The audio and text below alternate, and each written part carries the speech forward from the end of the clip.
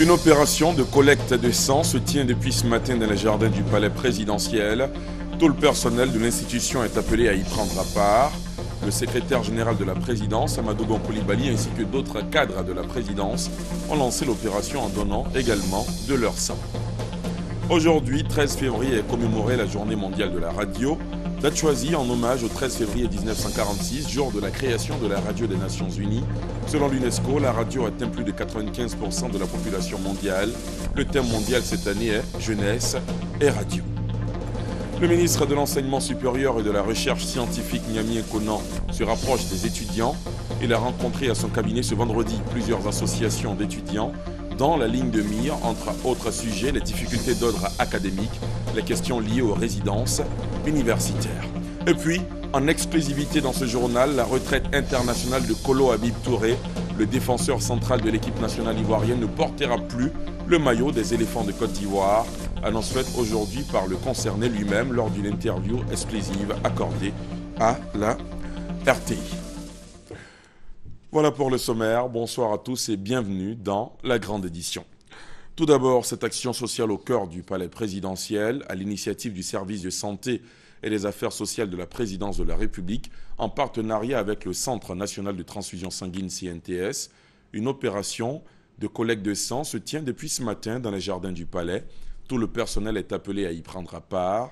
Le secrétaire général de la présidence, Amadou Gon Coulibaly, le directeur de cabinet du président de la République, Marcel Amontanois, et le ministre des Affaires présidentielles, Ibrahim Ouattara, ont lancé l'opération en donnant également de leur sang. On fait le point avec Jérôme Kofi Aboulin. Le sang, une denrée nécessaire pour sauver des vies. Mais la faible mobilisation des donneurs constitue aujourd'hui une préoccupation de la part des autorités ivoiriennes. C'est à ce titre que le service de santé et des affaires sociales du patrimoine de la présidence de la République, en collaboration avec le Centre national de transfusion sanguine CNTS, a pris cette initiative de collecte de sang. Cette opération, à laquelle est invité à prendre part tout le personnel de la présidence de la République, a été organisée dans les jardins du palais présidentiel, ne serait-ce que pour donner l'exemple à suivre face au manque criant de sang dans les hôpitaux. Mon engagement vient du fait qu'il y a 72 heures, j'ai été personnellement confronté à un problème de sang parce que j'ai une de mes cousines qui avait urgemment besoin de 4 poches de sang. Et malgré toutes les interventions, nous n'avons pu en avoir qu'une. Et à partir de ce moment, j'ai compris l'urgence de la question. Il est important pour tous les agents de la présidence et pour tous les Ivoiriens de façon générale de se mobiliser donc pour le don de sang. Comme on l'a dit, ça peut sauver des vies et on ne s'en rend pas compte quand on est en bonne santé, mais c'est lorsqu'on a un parent malade ou lorsqu'on est amené donc à avoir besoin de sang, c'est là qu'on réalise vraiment l'importance donc de ce geste. C'est le ministre d'État, secrétaire général de la présidence de la République, Amadou Gon Coulibaly, représentant le président de la République, Alassane Ouattara, qui a officiellement lancé l'opération ce vendredi avec quelques membres du cabinet présidentiel, ainsi que le ministre de la Santé et de la lutte contre le sida, Raymond Goudou Kofi. Pour le représentant du chef de l'État, il s'agit d'un acte de solidarité à encourager. Il n'y a pas meilleure expression de la solidarité que celle qui est relative donc, à la santé donc, de nos compatriotes.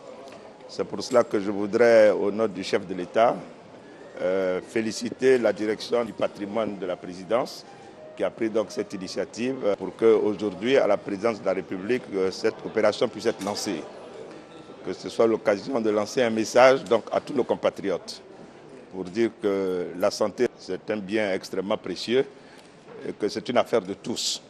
Nous devons chacun, donc, à son niveau, contribuer donc, comme nous pouvons à l'amélioration de la santé de tous nos compatriotes.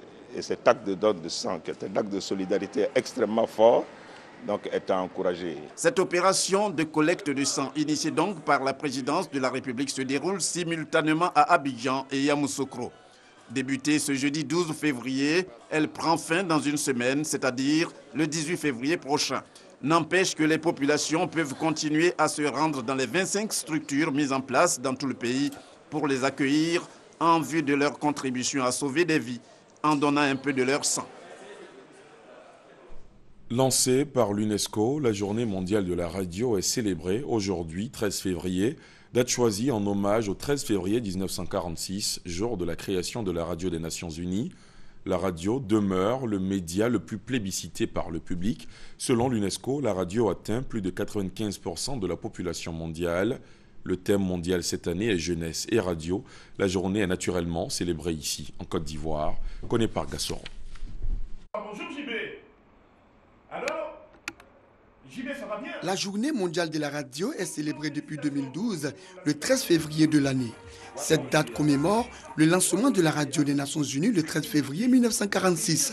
Cette célébration vise à encourager les grands réseaux et les radios communautaires à promouvoir à travers les ondes l'accès à l'information. En Côte d'Ivoire, on compte plusieurs radios privées et de proximité. De radios publiques, Radio Côte d'Ivoire et Fréquence 2. Pour les professionnels de la radio, cette journée vient à point nommé. Nous, on pense que c'est la reconnaissance un peu d'un métier. Un métier qui est noble et qui, avec sa pression, avec ses difficultés. La radio, c'est un média formidable, je le dis toujours, spontané, parce que c'est quelque chose qu'on peut emporter avec soi partout. La radio représente un vecteur incontournable d'information, de débat, de culture et de transmission des savoirs. Cette journée est donc une occasion pour féliciter et encourager les acteurs à plus d'ardeur au travail. La radio, ce n'est pas facile, c'est un média qui est très difficile. C'est de demander à tous ces journalistes radio de se mettre au travail, de tenir compte de la population, des auditeurs. Célébrer la journée internationale de la radio, je pense que c'est une très bonne chose qui peut qu'être saluée. Et je dis merci à tous ces hommes de communication. Selon l'Union internationale des télécommunications, plus de 75% des foyers des pays en développement possèdent au moins un récepteur radio.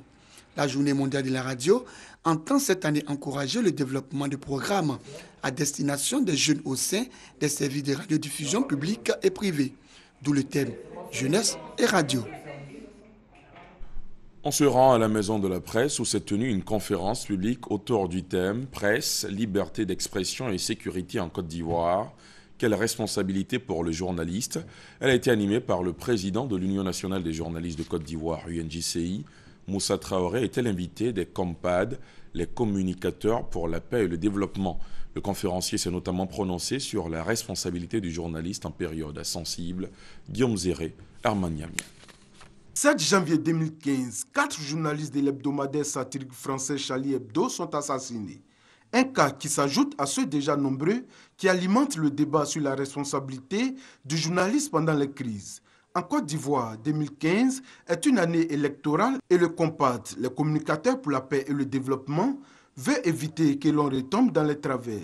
Solliciter l'expertise du président de l'Union nationale des journalistes de Côte d'Ivoire pour cette conférence publique selon les initiateurs vise à interpeller les professionnels de l'information sur leurs droits et devoirs en période sensible. Nous avons invité nos confrères à être beaucoup vigilants parce que la liberté de la presse est également à ses limites. Et il s'agit de faire très attention, surtout en cette année électorale où les journalistes seront appelés à jouer une très grande partition.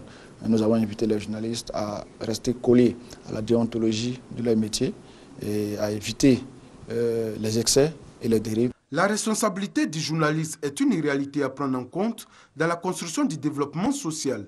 Mais à côté, d'autres acteurs sont également impliqués et les responsables du COMPAD s'en disent conscients. Nous avons adressé des courriers à nos partenaires institutionnels qui sont la Banque mondiale, l'Union européenne, en vue d'organiser très prochainement, c'est-à-dire avant donc, la tenue des élections en Côte d'Ivoire, un séminaire de formation. Le COMPAD est un groupement ivoirien de professionnels de la communication et son but est d'œuvrer à la consolidation du tissu social pour un développement économique serein de la Côte d'Ivoire. Dans l'actualité ce vendredi, la ministre de la Communication a été face à la presse. La rencontre a eu lieu à la Maison de la Presse, au plateau. Occasion pour Afoussiata Bambalamine de dresser le bilan des activités de son département. La ministre a aussi annoncé d'importantes perspectives, le compte-rendu de Maïsako. L'heure du bilan a sonné pour le ministère de la Communication. Ce vendredi, le ministre Afoussiata Bambalamine s'est appesanti sur le point des activités du ministère à sa charge au titre de l'année 2014. Un bilan jugé largement positif selon le ministre de la Communication. Elle a tenu à rappeler les 15 places gagnées par la Côte d'Ivoire au cours de l'année écoulée, en passant du 101e rang au 86e rang, selon le classement de 2015 de Reporters sans frontières en matière de liberté de la presse. Des avancées dues aux différentes réformes institutionnelles, économiques et sociales réalisées par le ministère de la Communication en 2014. En 2014, le ministère a programmé et réalisé certaines actions contribuant au développement général du secteur de la communication. Ces actions concernent la presse, la communication audiovisuelle et la publicité. Le décret numéro 2014-538 du 1er octobre 2014 portant organisation du ministère de la Communication. Ce décret important introduit des innovations majeures, notamment la création de 2 nouvelles directions, dont l'une en charge de la planification et des statistiques et l'autre des ressources humaines. Par ailleurs, d'autres réformes institutionnelles sont en cours pour prendre en compte la transition vers le numérique, puisque nous allons passer évidemment au numérique, et à la presse également en ligne. Nous proposons la révision des 2 lois jumelles, donc la loi portant régime juridique donc, de la presse et celle portant régime juridique de la communication audiovisuelle. Cette conférence était aussi l'occasion pour le ministre de la Communication de saluer les performances au cours de l'année 2014 de la radiodiffusion-télévision ivoirienne, le quotidien Fraternité Matin et l'agence ivoirienne de presse. Ces 3 médias d'État se sont, au dire d'Afoussiata Bambalamine, montrés plus attractifs en proposant des programmes et rubriques tout aussi riches que diversifiés. Cet effort méritoire est en voie de réconcilier définitivement ces médias d'État avec les Ivoiriens. Ainsi, la RTI, en plus de sa mission d'information et d'éducation, a su aussi divertir nos populations. L'information que la RTI apporte à ces populations se fait à travers des reportages institutionnels, des éditions télévisées journalières, au nombre de 4, la retransmission en direct de tous les grands rendez-vous. Au nombre des perspectives du ministère de la Communication en vue de rendre le secteur plus performant, figure entre autres la finalisation de la révision des lois portant un régime juridique de la presse et de la communication audiovisuelle, comme je l'ai indiqué, l'organisation à Abidjan d'un colloque international sur la liberté de la presse et la création d'une association continentale de journalistes en charge également du respect de cette liberté. Nous allons y aider. L'organisation à Abidjan d'un marché international des industries audiovisuelles dénommées Discop Africa Express, la libéralisation de l'espace télévisuel en autorisant la création de chaînes de télévision privées, le passage de la télévision analogique à la télévision numérique terrestre, le renforcement des capacités de l'ISTC afin de lui permettre donc de remplir ses missions de formation du personnel dans les domaines techniques spécifiques suite à la construction du bâtiment ou rééquipement matériel répondant aux normes du numérique, créer 20 nouvelles radios rurales locales en plus des 8 déjà existantes. Concernant la RTI, le ministère de la Communication prévoit la mise en place d'un centre régional à San Pedro et à Bangourou, le renforcement du parc auto et l'amélioration du cadre de travail et de vie des agents. Le ministre de l'Enseignement supérieur et de la Recherche scientifique, Niamien Konan, se rapproche à des étudiants. Il a rencontré à son cabinet ce vendredi plusieurs associations d'étudiants dans la ligne de mire les difficultés d'ordre académique, les questions liées aux résidences universitaires ainsi que la prise en charge des étudiants en cycle BTS et leur orientation. Serge Coléa. Les associations d'étudiants des universités et grandes écoles du Côte d'Ivoire attendaient visiblement cette rencontre avec le ministre de l'Enseignement supérieur et de la Recherche scientifique. Leurs préoccupations ont constitué l'essentiel de cette concertation qui a duré plus de 3 heures d'horloge. Aujourd'hui, l'objectif de monsieur le ministre, comme il a signifié, c'est de créer du travail pour les étudiants. Mais tu ne peux pas créer du travail pour les étudiants sans associer ces étudiants-là. Voici pourquoi nous demandons juste la participation des étudiants pour qu'ensemble, d'une façon synergique et harmonieuse, nous puissions avancer. Des bruits ont couru partout que le BTS serait supprimé parce que nous voyons des établissements qui ont commencé à basculer sur le système LMD alors qu'aucune loi n'a été prise à cet effet. Donc aujourd'hui, nous sommes venus rencontrer le ministre pour lui demander ce qu'il en était réellement. Niamien Konan a apporté des réponses aux étudiants, notamment en ce qui concerne le cycle BTS qui demeure une formation de 2 ans après le bac. Dans les universités publiques, l'équipement des salles de travaux pratiques et de travaux dirigés sera réglé d'ici à mars, a également indiqué le ministre. Mais Tout cela devrait pouvoir se faire dans un environnement apaisé. Il faut du temps pour régler les problèmes. Il faut de l'argent, mais principalement du temps. Ce que nous leur demandons, c'est la sérénité, l'apaisement, la patience, la courtoisie, l'amitié. Et nous allons régler tous ces problèmes au fur et à mesure. Une autre rencontre est prévue dans les semaines à venir pour aborder de plus près certaines questions essentielles. Le projet de reconnaissance des infrastructures de Côte d'Ivoire précis est en marche. Dans son exécution, San Pedro vient d'enregistrer 10 km de bitume pour un montant de plusieurs millions de francs CFA. Des travaux qui donnent fière allure à la cité balnéaire. Une mission d'évaluation à mi-parcours des travaux a séjourné il y a quelques jours dans la ville pour constater l'état d'avancement des chantiers. Kader Sogodogo. Le président de la République, Alassane Ouattara, avait prévenu. Nos régions seront dotées d'infrastructures de qualité qui permettront à la Côte d'Ivoire d'amorcer véritablement son développement. Depuis 2 ans, le projet de renaissance des infrastructures de Côte d'Ivoire, précis, a été mis en place. Ainsi, plusieurs chantiers sont en cours dans le pays. Dans la capitale du Bassa-Sandra, San Pedro, des travaux de voirie urbaine ont démarré. La ville a été dotée de 10 km de bitume pour une enveloppe budgétaire de 5 milliards de francs CFA. Des itinéraires comme le rond-point de la gare, au rond-point du CHR, du carrefour Tanri au carrefour Colas, en passant par le célèbre Bardo, reçoivent du bitume neuf. Une mission du PRICI et de la Banque mondiale est allée vérifier l'état d'avancement des travaux.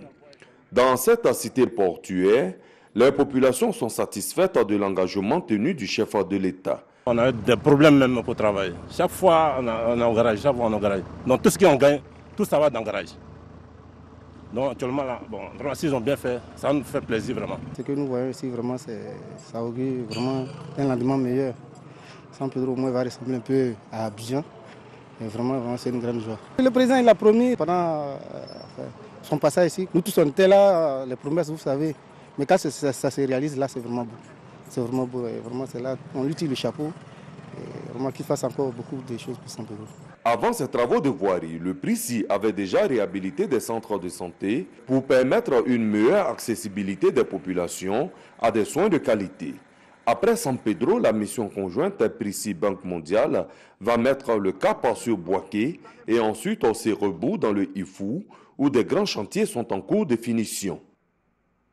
La DDR, l'autorité pour le désarmement, la démobilisation et la réintégration, a jusqu'avant fin juin 2015 pour réinsérer tous les ex-combattants. Pour réussir ce pari lancé par le chef de l'État, la DDR a lancé la campagne nationale de sensibilisation des ex-combattants ce mercredi sur son site d'Anyama. La cible, les ex-FAFN, ex-groupes d'autodéfense, ex-miliciens et ex-associés au FRC afin qu'ils soient effectivement pris en compte. Ahmed Bakayoko, ministre d'État, ministre de l'Intérieur et de la Sécurité et parrain de la cérémonie, invite les ex-combattants à saisir cette dernière chance. Plus que 5 mois pour achever le processus de réinsertion de tous les ex-combattants. C'est une injonction du chef de l'État. Pour la traduire en acte, la DDR, l'autorité pour le désarmement, la démobilisation et la réintégration, lance une vaste campagne de sensibilisation nationale au profit des ex-combattants.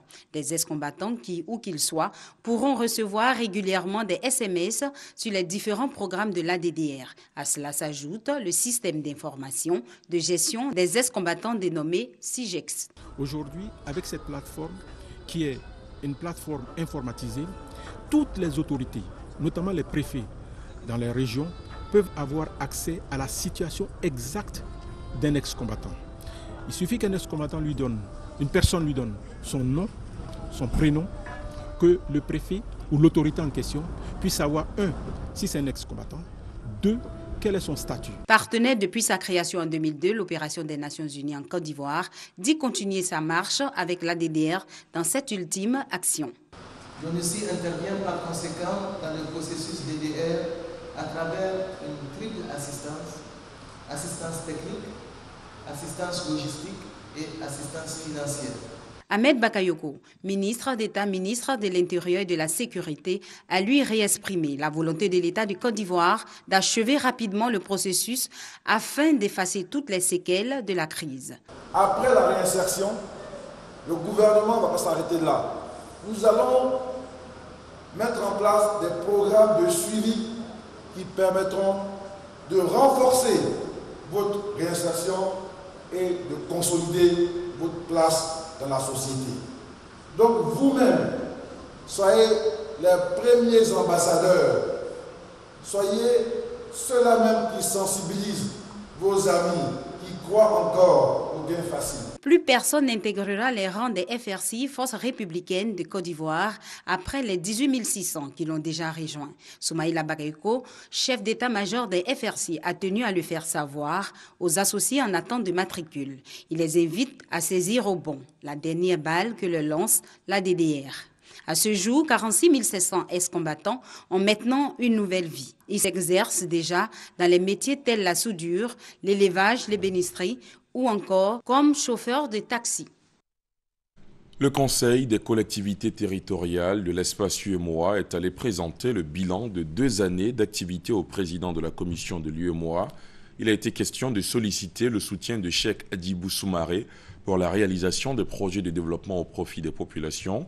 Au cours de cette rencontre, le président de l'Assemblée des régions de district de Côte d'Ivoire, Giano Aoussoukwadio, a présenté un projet de forum qui se tiendra à Yamoussoukro en juin prochain. Mamadou Kwasi. Une délégation du Conseil des collectivités territoriales CCT chez le président de la commission de l'UEMOA. Les élus locaux de l'espace communautaire ouest-africain sont allés présenter à Cheikh Hadjibou Soumaré le bilan de 2 années d'activité. Des actions qui se traduisent par la mise en œuvre d'un programme de coopération transfrontalière et le soutien de plusieurs partenaires techniques et financiers.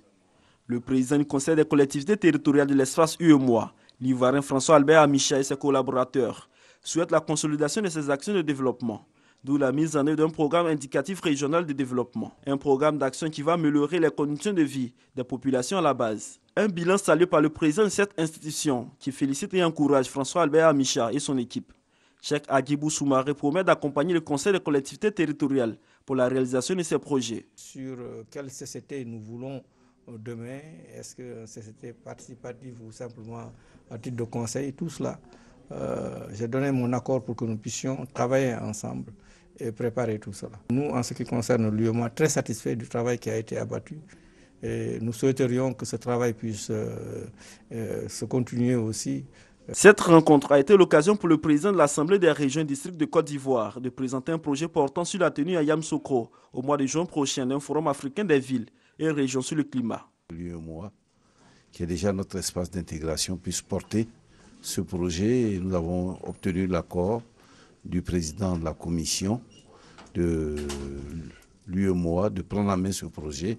Toutes les régions africaines y seront et nous pensons que nous pourrons travailler et donner de la voix à Paris. Les élus locaux de l'espace UEMOA étaient accompagnés au cours de cette rencontre par des structures partenaires au développement, notamment le Fonds mondial pour le développement des villes et la coopération suisse. Des partenaires techniques et financiers qui s'engagent pour la réalisation des projets de développement dans les villes, départements et régions de l'espace UEMOA.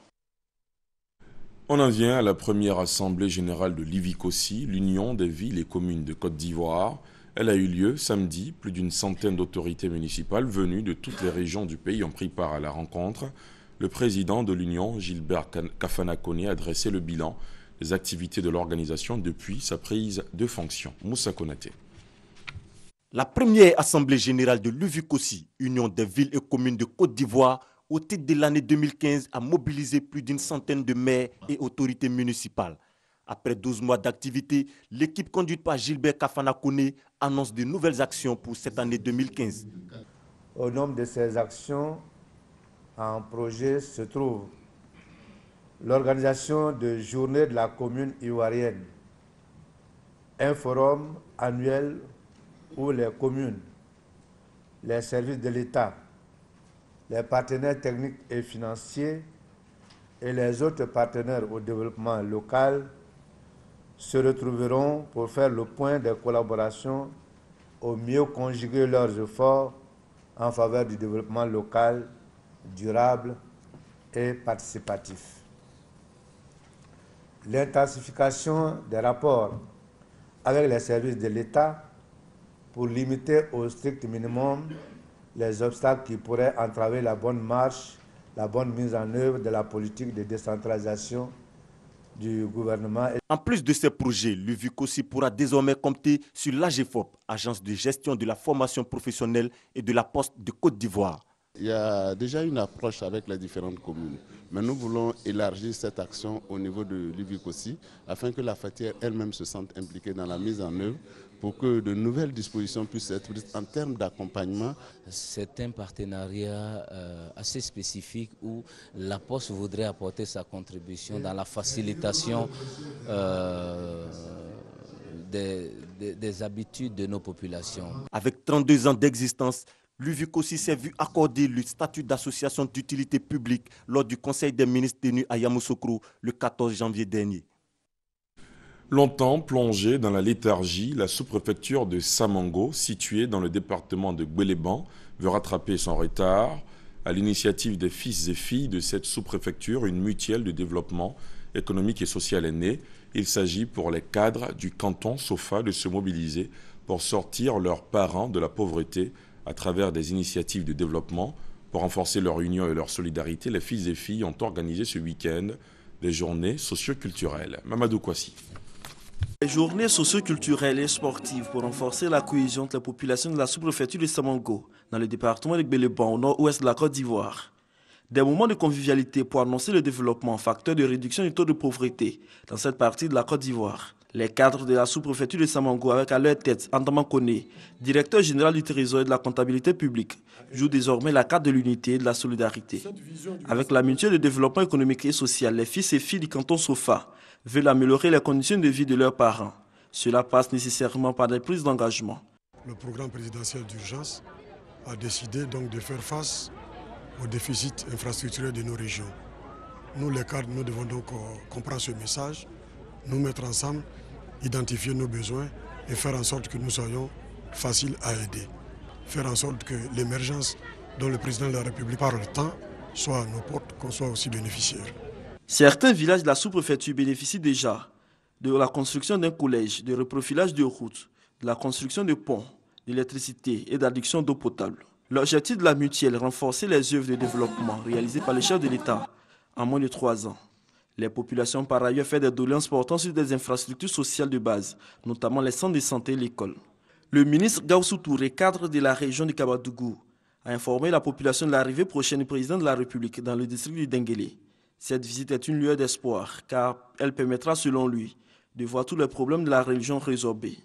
Mais il faut avant tout, toujours selon Gaussou Touré, l'union et l'entente entre les fils et filles du district du Denguélé.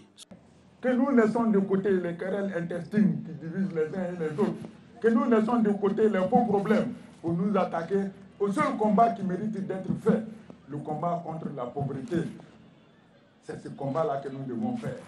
À partir d'aujourd'hui, nous devons être tous mobilisés pour le développement. Propos soutenus par le préfet de la région de Kabadougou, représentant le ministre d'État, ministre de l'Intérieur et de la Sécurité.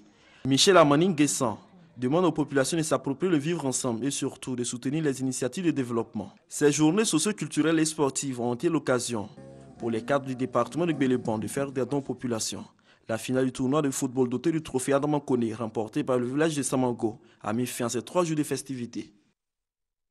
La fondation Gervino, du nom du champion d'Afrique Yao Kwasi Gervais, fait don de matériel médical au centre Don Orion de Bonois, un centre qui œuvre dans le social et qui prend en charge les personnes démunies.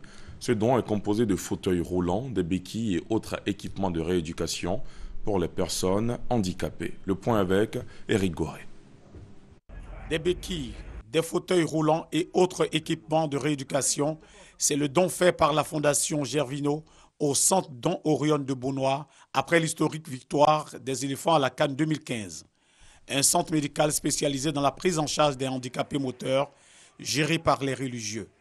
Il accueille les tout-petits et les personnes âgées. Héros de 2015, Gervais Kwasi dit Gervino explique pourquoi le choix du centre. J'ai des personnes avec moi qui travaillent, qui sont autour, qui sont censées avoir toutes ces informations-là au niveau d'Abidjan, au niveau de l'intérieur, pour voir s'il y a des personnes qui prennent le temps pour pouvoir aider certaines personnes, mais qui ont peu de moyens. Donc voilà, on n'a pas été contactés. C'est mon équipe qui a fait un bon boulot. Le don de l'international ivoirien est pour ce centre un appui important. Ça nous donne la joie au cœur parce que ces dons sont les bienvenus vont nous permettre de pouvoir aider les enfants qui sont malades, même les grandes personnes aussi qui viennent solliciter notre aide pour les soins médicaux. Nous opérons en moyenne 8 malades par semaine. Nous consultons les mardis, vendredis et samedis et nous consultons en moyenne 50 malades par consultation. Donc dans la semaine, 150 malades consultés et dans la semaine, 8 malades opérés. Le centre Don Orion de Beaunois a été fondé en 1979. Il pérennise l'œuvre de Saint-Louis Orion qui est appelé apôtre de charité et père des pauvres. On s'intéresse maintenant aux activités d'un autre footballeur, champion d'Afrique. En exclusivité, je vous l'annonçais en titre dans ce journal, la retraite internationale de Kolo Habib Touré, le défenseur central de l'équipe nationale ivoirienne, ne portera plus le maillot des éléphants de Côte d'Ivoire. Annonce faite aujourd'hui par le concerné lui-même lors d'une interview exclusive accordée à l'RTI. À 33 ans et fraîchement vainqueur de la CAN 2015 avec les éléphants, Touré, Kolo Habib a décidé de laisser la place aux jeunes. Je vous propose de l'écouter.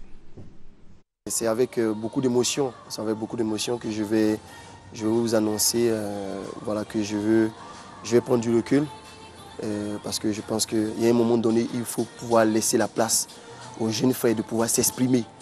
Et il y a des joueurs comme Vieira, Bailly, Canon. Je pense que c'est des joueurs aujourd'hui qu'il faut laisser grandir. Et maintenant, ces jeunes ont 2 ans pour se préparer avant la CAN prochaine. Donc maintenant, c'est maintenant qu'il faut le laisser. Et je n'ai pas envie de venir encore et puis empêcher certains de pouvoir vraiment s'exprimer. Et je veux vraiment dire aux Ivoiriens d'être vraiment patients avec ces jeunes-là. D'être vraiment patients parce que pour pouvoir être un grand, ça passe par beaucoup de difficultés. On doit les laisser travailler tout doucement. Ça guérit petit à petit. Les matchs vont être difficiles, mais il faut qu'ils comprennent qu'ils ont besoin de ça. Nous sommes tous passés par là. C'est une décision très très difficile à prendre parce que voilà, j'aime ma nation, j'aime mon pays et surtout j'aime le football. Et quand ma nation gagne, je gagne. Donc c'est très difficile, mais à un moment donné, je pense qu'il faut pouvoir arrêter. Et mon objectif, c'était de gagner la CAN. Et je ne sais pas si j'aurai vraiment la force encore de pouvoir avoir un objectif qui va me transcender parce que je pense que lors de cette CAN, j'étais transcendé. Et ça s'est vu dans mes yeux, ça s'est vu dans mon comportement. Et je pense que tous les Ivoiriens ont dû sentir ça. Et j'ai gagné, donc tout est redescendu. Et je pense que c'est mieux de laisser à des gens qui ont beaucoup plus faim que moi de pouvoir s'exprimer. Voilà, Touré Kolo Habib était au micro d'Anja Soukro. Il ne jouera donc plus pour les éléphants de Côte d'Ivoire, mais continuera son aventure avec son club Liverpool. Voilà qui marque la fin de ce journal. Merci de l'avoir suivi. Je vous souhaite de passer une excellente soirée sur la chaîne qui rassemble.